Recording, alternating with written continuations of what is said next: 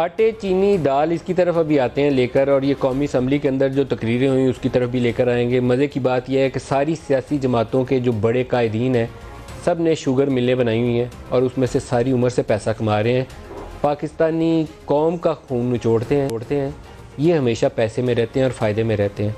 वो जरदारी साहब हों, वो शरीफ फैमिली हो, वो पाकिस्तान तहरीक इंसाफ के सीनियर लीडर्स जो हों पार्टी के अंदर, इमरान खान के अलावा सारे शुगर मिलों के मालिक हैं और इसी से बहती गंगा से हाथ धोते आए हैं। बड़ी बड़ी जायदादें इन्होंने इसी से कमाई हैं।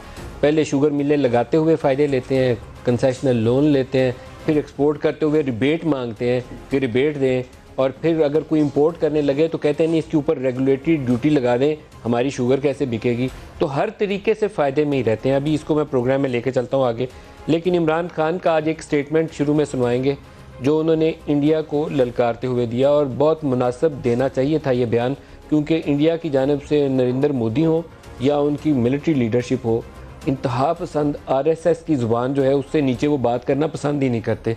वो उनका सारा जोर चलता है इसी बात के ऊपर है कि जो इर्द गिर्द के नेबरिंग कंट्रीज़ हैं उनको किसी तरीके से वो डंडा पकड़ के हाँ के आगे चलाते जाएं। शायद वो लोग जिनका किसी ज़माने में ख्याल ये था कि दो कौमी नज़रिया जो है शायद कायदे आज़म ने किसी खाम ख्याली के तहत दे दिया था, आजकल जो कुछ इंडिया ने मुसलमानों के साथ और बाकी अक़लीतों के साथ किया है, ये बात उन सब के ऊपर रोज़े रोशन की तरह आया हो जाएगी। तो वो बिल्कुल दुरुस्त और सच्ची बात थी, और पाकिस्तान ना बनता तो ये जो इज़्ज़त से बैठे कोट पैंट पहन के हम लोग प्रोग्राम करते हैं और दफ्तरों में जाते हैं बाहू बांध के, कोई वज़ीर बना हुआ है और कोई गाड़ी चला रहा है, ये किसी को नसीब नहीं था होना।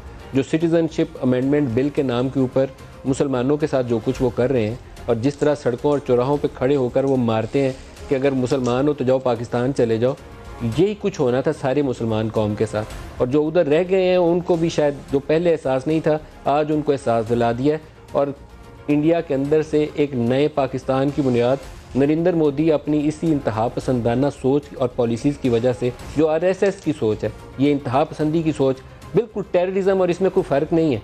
सिर्फ इस वक्त वेस्टर्न वर्ल्ड के लिए वो टेररिज्म था जिसको वो कहते थे अफ़गानिस्तान में किसी ने बम बांधा है तो ये टेररिस्ट है। हिंदू टेररिस्ट को टेररिस्ट कहने पे तैयार नहीं है, लेकिन ये टेररिस्ट की वर्स्ट पॉसिबल फॉर्म है जो इंडिया में इस वक्त जिसका मुजाहरा हो रहा है। तो आज प्राइम मिनिस्टर ने उसको ललकारते हुए कहा क्या है, वो बयान सुन लें फिर प्रोग्राम आगे बढ़े।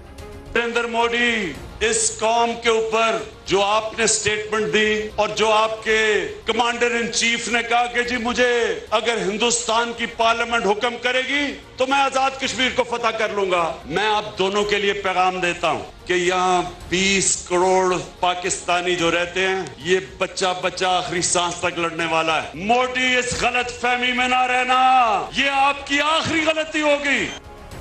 जब कमाल की बात यह है कि पाकिस्तानी कौम के अंदर ये जंगजुआना सोच जो है इंतहा पसंदी की, वो नहीं है। हमारे किसी इलेक्शन के अंदर किसी सियासी जमात का मैनिफेस्टो, बड़ी सियासी जमातों का, किसी मजहबी जमात ने ये नारा लगाया हो तो मुझे मालूम नहीं है, लेकिन पाकिस्तान मुस्लिम लीग नवाज़, पाकिस्तान पीपल्स पार्टी और जो इस वक्त बरसर इक़्तिदार है पाकिस्तान तहरीक इंसाफ, उनका ये नारा नहीं होता कि हम हुकूमत में आए तो हम इंडिया को खा जाएंगे, अगले दिन हमला कर देंगे। लेकिन इंडिया का इलेक्शन मैनिफेस्टो BJP का यही था जिसका वो इजहार आजकल अमली तौर पर कर रहे हैं।